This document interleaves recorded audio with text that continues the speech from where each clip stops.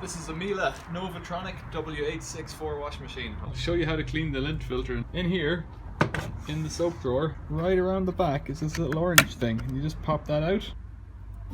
And that goes in there and pops that door out. Then you can get your finger on it and open it up. So you need a vessel that'll take about 2 litres. In here there's a little faucet, and if you open up this filter door, it lets water out that little faucet.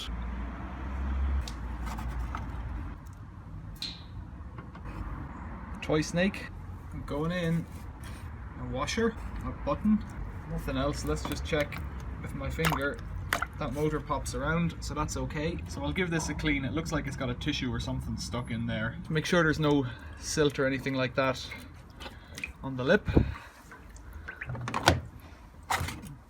Push that back in. That's you done.